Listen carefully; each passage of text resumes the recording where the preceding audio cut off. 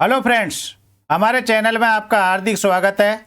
आज मैं आपके लिए क्लास 11th का पार्ट 11 वायुमंडल में जल के कुछ वेरी इंपॉर्टेंट प्रश्न लेकर आया हूं, जिनमें से परीक्षा में बार बार पूछे जाते हैं। तो आइए शुरू करते हैं आज का वीडियो और देखते हैं इंपॉर्टेंट और उपयोगी प्रश्न उत्तर। पहला प्रश्न है कि मानव के लिए वायुमंडल का सबसे महत्वपूर्ण घटक निम्नलिखित में से कौन सा है। ऑप्शन है जलवाष्प, धूलकण, नाइट्रोजन या ऑक्सीजन। तो आपका सही उत्तर है ऑक्सीजन।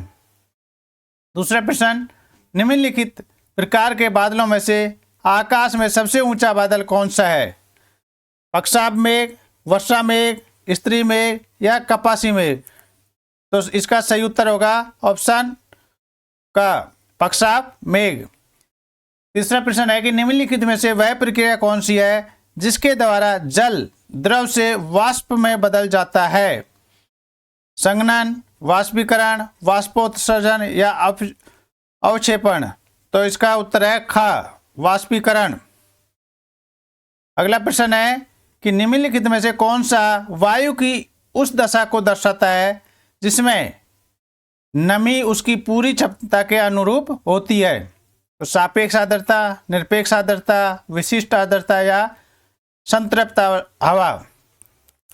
तो यह है ऑप्शन घ, आपका सही उत्तर, संतृप्त हवा। अगला प्रश्न है कि निम्नलिखित में से किस प्रदेश में वायु रूप में संवहनिक वर्षा होती है। भूमध्य सागरीय प्रदेश, भूमध्य रेखीय प्रदेश, टैगा प्रदेश या टुंड्रा प्रदेश। तो उत्तर है भूमध्य रेखीय प्रदेश, ऑप्शन ख। अगला प्रश्न है कि निम्नलिखित वर्षा प्रकारों में से कौन विषुवत रेखीय प्रदेशों में पाई जाती है। कौन सी वर्षा, प्रतिचक्रवातीय वर्षा, चक्रवातीय, पर्वतीय वर्षा या संवहनीय वर्षा। तो इसका उत्तर है ऑप्शन घ, संवहनीय वर्षा। नेक्स्ट क्वेश्चन, संवहनीय वर्षा की क्या विशेषता है, स्पेशल विशेषता क्या है इसकी।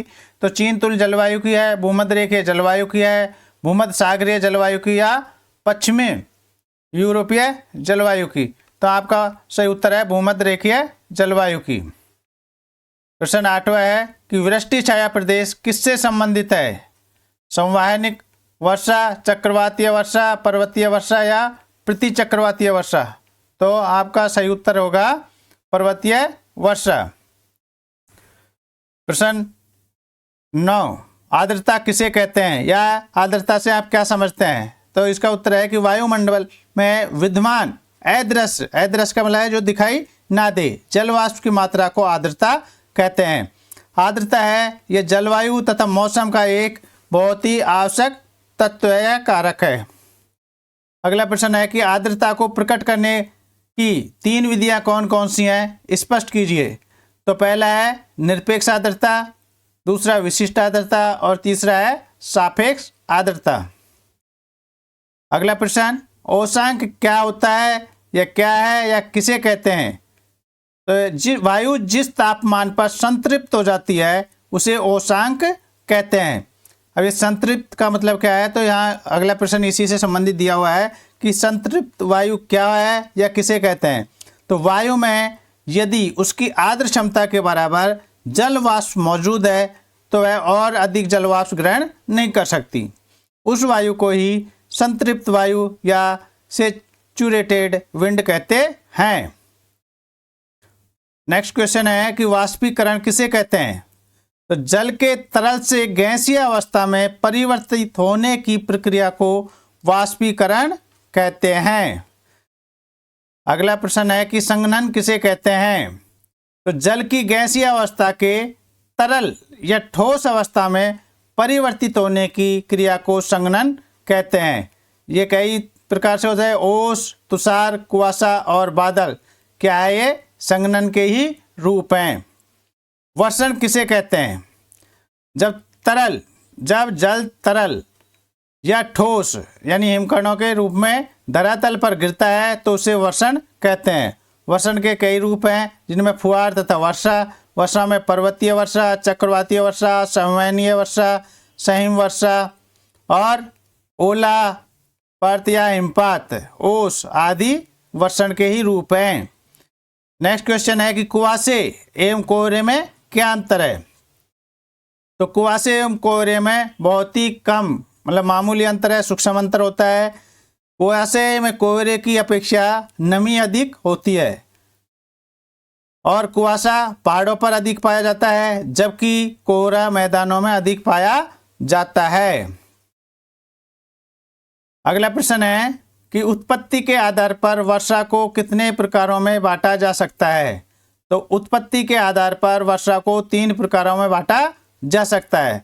कौन कौन सी हैं? पहली है संवहनीय वर्षा, दूसरी पर्वतीय वर्षा और तीसरी है चक्रवातीय वर्षा। इनका विस्तृत रूप से अध्ययन 3 और 5 मार्क्स के क्वेश्चन जब बनेंगे उसमें किया जाएगा।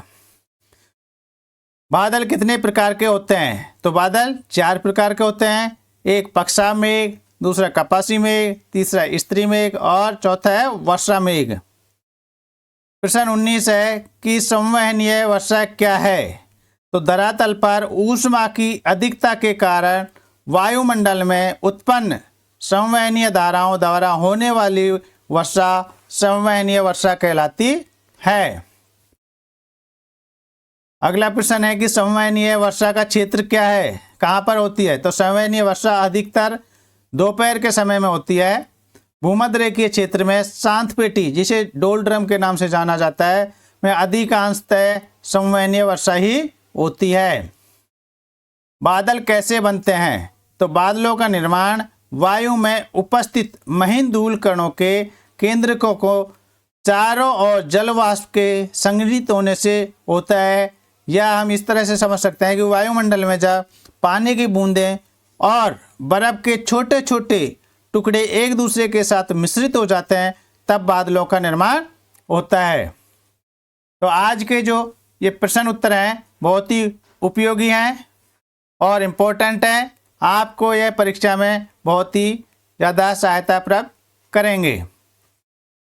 यदि आप हमारे चैनल पर नए हैं और अभी तक आपने चैनल को सब्सक्राइब नहीं किया है तो कृपया सब्सक्राइब कर लें, वीडियो को लाइक करें और बेल आइकन के बटन को दबाएं, जिससे आपको इस तरह के इम्पोर्टेंट और उपयोगी वीडियो मिलते रहें। मैं आपके उज्जवल भविष्य की कामना करता हूं और आशा करता हूं। Thank you for watching my video. Have a nice day.